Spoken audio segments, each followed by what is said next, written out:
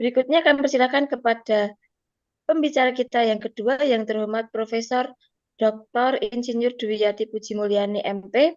Beliau guru besar dan pakar pertanian nasional Yogyakarta, Indonesia. Kami persilahkan Prof. Dwiyati. Terima kasih Mbak Agnes sudah memberi kesempatan pada saya. Assalamualaikum warahmatullahi wabarakatuh. Yang saya hormati Mas Dr. Ayaki, kemudian yang saya hormati juga Prof. Arlinda, Prof. Isa Mafrullah, Prof. Siti Hartinah sebagai teman-teman yang presentasi. Pada malam hari ini saya akan mencoba untuk sharing gitu ya. Saya coba share screen terlebih dahulu.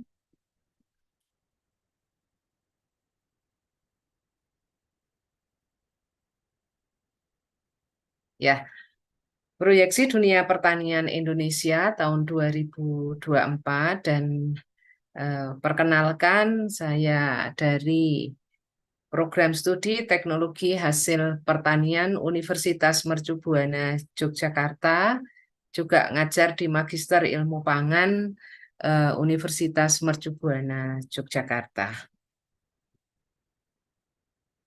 Mungkin tentang biodata yang utama saya perkenalkan di sini sebetulnya saya sudah penelitian sejak tahun 2002 tentang kunir putih yang saya geluti dan di S3 saya teliti dan pidato guru besar saya juga tentang kunir putih. Terkait dengan pertanian di Indonesia, ini merupakan salah satu sektor penting dalam perekonomian Indonesia.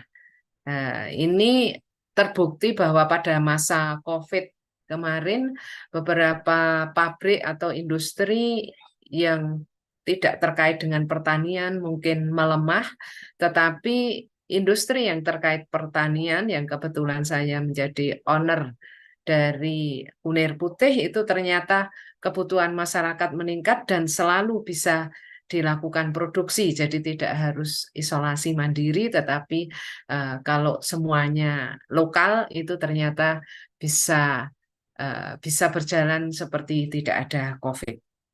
Kalau kita lihat pertanian di Indonesia dulu dengan tenaga hewan dan manusia, saya masih ingat betul waktu kecil karena saya lahir di pedesaan, sehingga kalau ada orang mempersiapkan lahan untuk ditanami padi, kami ikut numpak garu atau luku. Dan kalau sekarang adalah sudah banyak banyak alat-alat canggih seperti traktor, seperti alat pemanen dan lain sebagainya. Tentang perkembangan pertanian di Indonesia tahun 2021, sektor pertanian ini berkontribusi terhadap perekonomian nasional sampai 13,28% dan tahun 2022 ini bisa berkontribusi 12,98%. Jadi sektor pertanian itu berkontribusi dengan cukup besar gitu.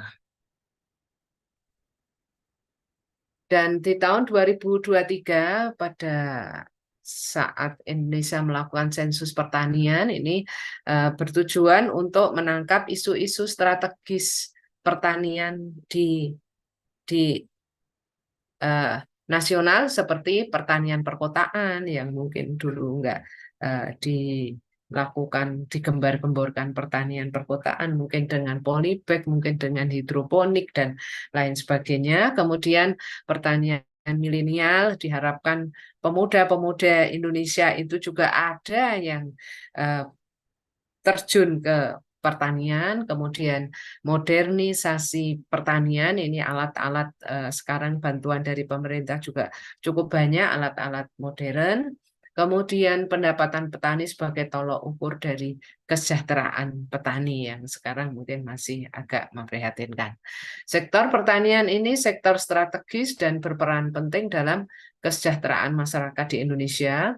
Sektor ini menyumbang 11,8% terhadap total produk domestik bruto dari negara. Perkembangan pertanian di tahun 2024, pemerintah terus melakukan upaya peningkatan kualitas benih, kemudian perbaikan infrastruktur pertanian, penanganan pasca panen yang kebetulan kami di sini atau saya ini bergelut di dalam pangan pasca panen, di pasca panennya gitu. Jadi bukan penanamannya tapi di pasca panennya. Pemanfaatan teknologi pertanian yang teknologi pasca panen itu juga penting sekali karena hasil panen yang mudah mengalami kerusakan itu harus dilakukan penanganan sebaik-baiknya dan dilakukan penyimpanan yang tepat sehingga memang bisa awet untuk bisa diproduksi, diolah di tahap-tahap berikutnya. Kemudian perluasan areal tanam melalui cetak sawah, ini juga dilakukan, penetapan lahan sawah yang dilindungi, bantuan alat dan mesin pertanian yang tentu saja ini harus dipadu dengan sumber daya manusianya. Jadi kalau alat-alat pertanian bagus, tapi yang pegang itu tidak tahu mesin, nanti akhirnya akan tidak imbang atau alatnya juga kurang bermanfaat sehingga dibarengi dengan sumber daya manusia yang mengikuti atau yang bisa memegang atau ahli dalam bidang permesinan misalnya seperti itu. Kemudian bantuan pembiayaan melalui kredit usaha rakyat. Perkembangan pertanian di tahun 2024 pastinya diprediksi akan menunjukkan pertumbuhan yang positif. Kemudian contoh hasil pertanian di Indonesia ini ada berbagai contoh, sebetulnya masih banyak lagi, tetapi saya ambil beberapa contoh di sini seperti beras karena di Indonesia itu masyarakatnya secara umum makanan pokoknya adalah beras dan Indonesia negara agraris yang menghasilkan gabah atau beras cukup banyak. Walaupun demikian supaya masyarakat tidak bergantung sekali pada beras, banyak diinovasi produk-produk diversifikasi dari hasil pangan lokal, termasuk misalnya ada umbi-umbian, ada umbi-umbian yang belum diangkat, itu mulai dilakukan penelitian dan diangkat. Misalnya ada rastelo, beras dari ketela, misalnya seperti itu termasuk inovasi kalau memang di Indonesia nanti kebutuhan beras itu tidak terpenuhi, pastinya akan dilakukan diversifikasi pangan yang ada. Kemudian ada kelapa sawit, kemudian kopi, kakao, rempah-rempah, termasuk kunir putih atau vanili, ini juga merupakan produk pertanian Indonesia yang cukup besar gitu. Ada yang lain seperti tebu, singkong, itu juga merupakan produk hasil pertanian yang prosentasenya besar atau mungkin malah kalau ada singkong, tebu itu bisa 10 besar produk pertanian Indonesia. Kemudian di sini keberhasilan pertanian, perkembangan sektor pertanian ini merupakan hasil kerjasama antara para petani, pelaku bidang pertanian, dan pemerintah. Dan ini akan bisa mencapai swasembada beras untuk mendukung ketahanan pangan di Indonesia. Jadi dengan kerjasama yang baik, pastinya nanti akan dihasilkan atau tercapai swasembada beras untuk mendukung ketahanan pangan di Indonesia. Target produksi beras tahun 2024 ini Kementerian Pertanian Indonesia mentargetkan produksi beras 35 juta ton dengan melakukan penguatan lahan tanam seluas 500.000 hektar. Saat ini 10,45 juta hektar dan untuk mendukung panen raya di tahun 2024. Jadi usaha-usaha pemerintah selalu dilakukan untuk memenuhi target kebutuhan pangan termasuk kebutuhan beras. Nah, proyeksi luas panen pada padi di Indonesia pada tahun 2024 jika dapat dicapai itu berdampak positif pada ekonomi Indonesia. Jadi yang pertama ini bisa memenuhi kebutuhan dalam negeri yang memang sekali lagi kita makanan pokok masyarakat Indonesia itu beras.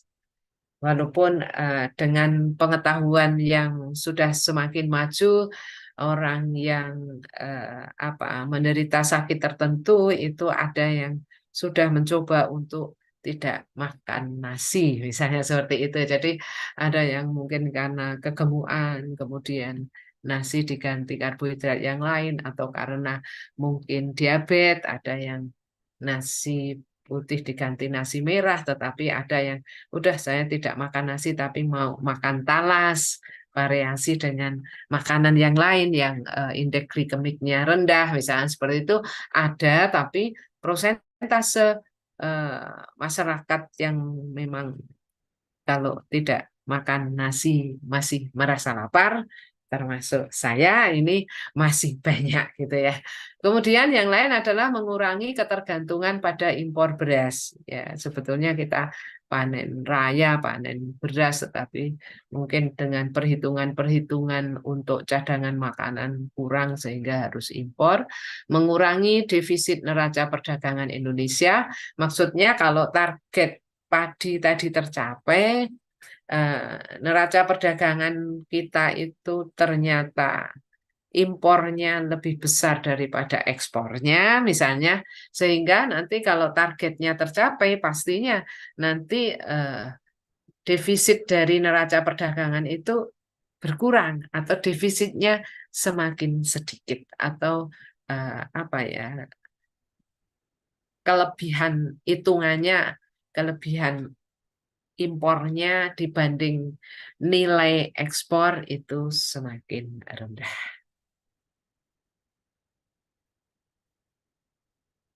Kemudian kelapa sawit ini bisa digunakan untuk produk olahan margarin, shortening, frying, fat, kemudian coating fat dan creamer, ini biskuit, dan produksi kelapa sawit diperkirakan akan naik sebesar 4% per tahun di rentang 52,30 juta ton hingga 57,61 juta ton. Jadi memang kelapa sawit ini diproduksi di Indonesia cukup besar.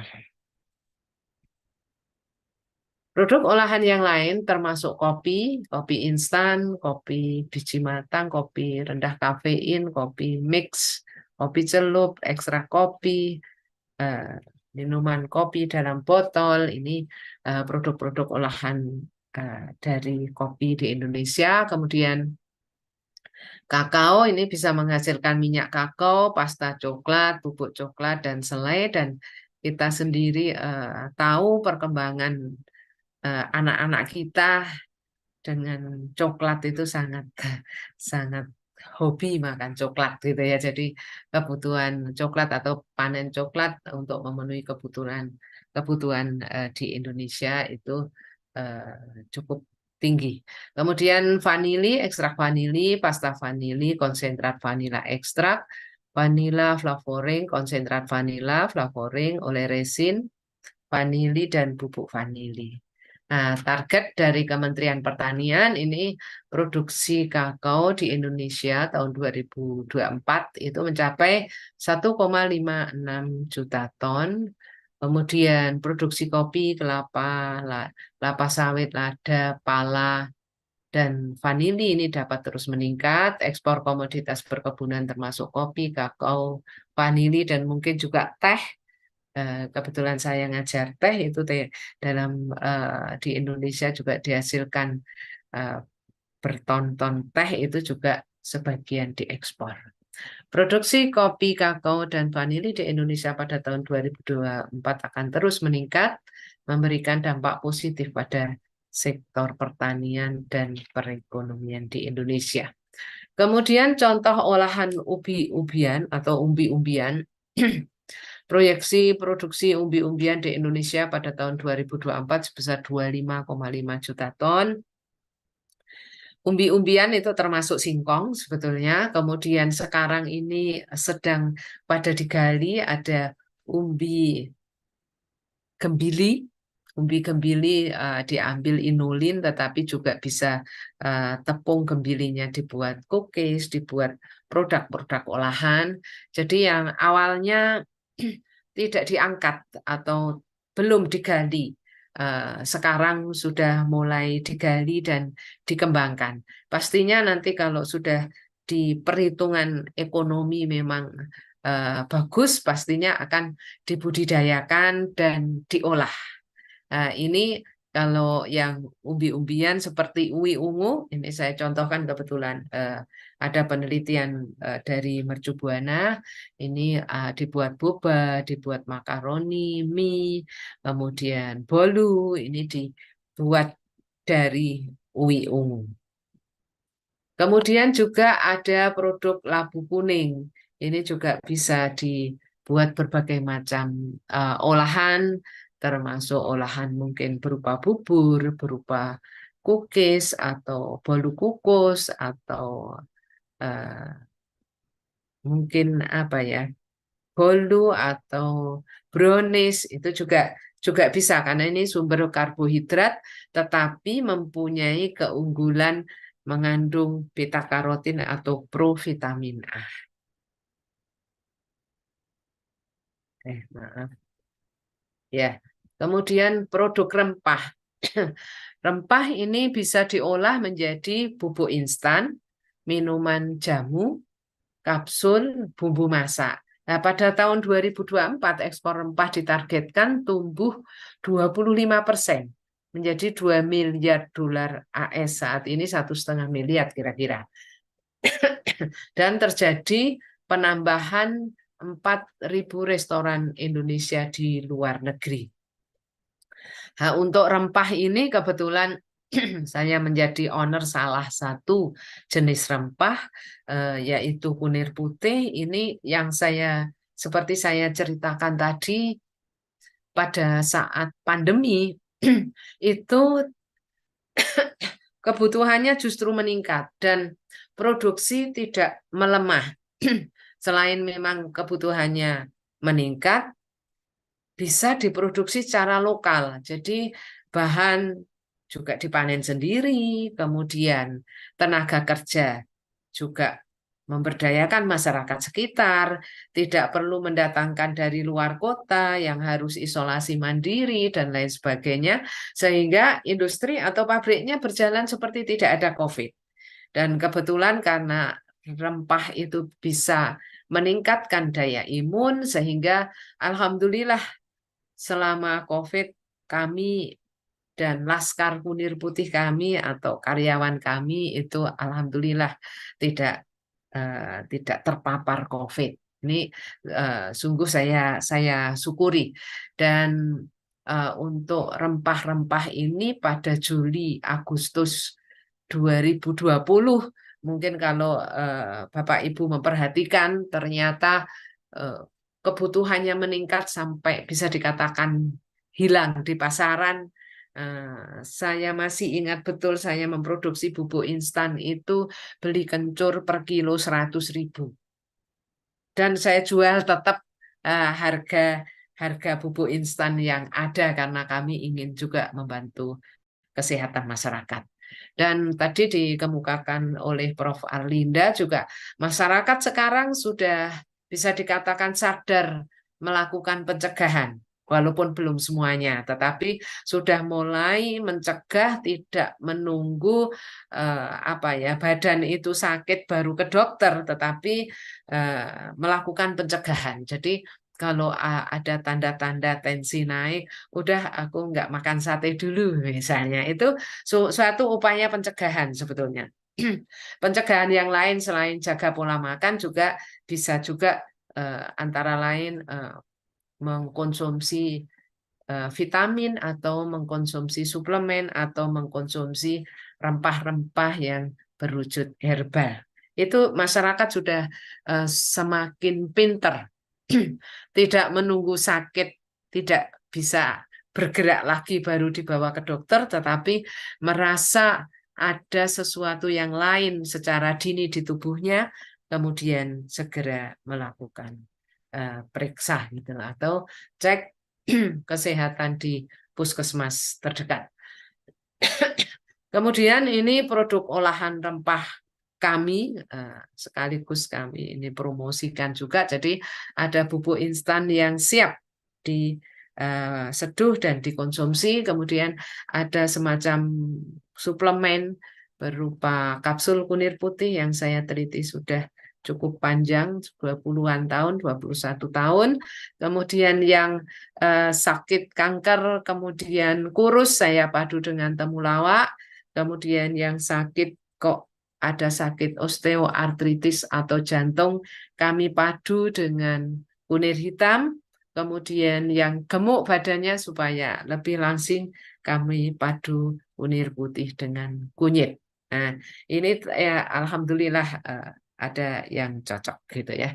Ini keluarga kami sebetulnya sangat berkomitmen membantu kesehatan masyarakat dengan ikhlas melalui produk kunir putih, karena anak-anak saya dari TK sudah saya belajari untuk siap sedia membantu masyarakat, termasuk Bapak Ibu gurunya pesan kunir putih, anak-anak saya bahwa sudah tidak malu lagi, dan sekarang alhamdulillah sudah pada lulus juga, kalau rekan-rekannya butuh kunir putih dia bawakan. Manfaatnya apa? Mungkin di akhir saya bicara karena jatahnya 20 menit gitu ya. Ini masih beberapa menit. Manfaat bioaktif kunir putih ini untuk meningkatkan daya tahan tubuh.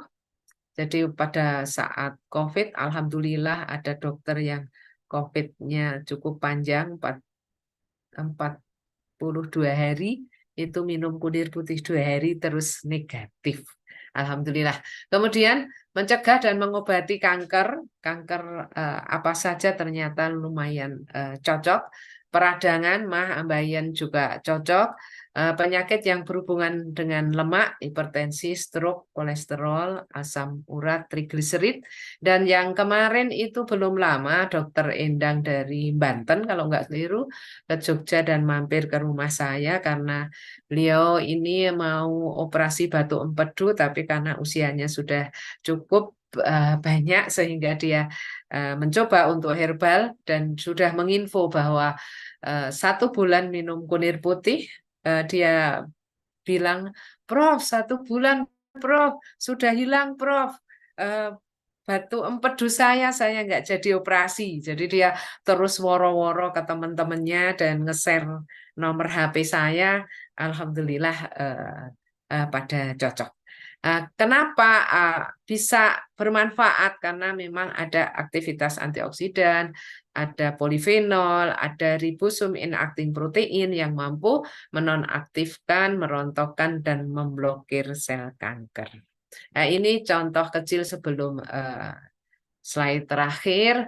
Respon pengguna kunir putih saya ada asam lambung tidak kambuh lagi, kemudian asma membaik, kemudian kanker termasuk kanker kulit itu kok bisa malah rontok, bisa halus kulitnya. Kemudian hipertiroid ini udah ada yang parah, alhamdulillah mengecil dan sehat. Sebetulnya sudah ada yang disinar 30 kali itu terus minum kunir putih. Dia sekarang happy lagi sampai bisa main tenis 2 set katanya gitu ya.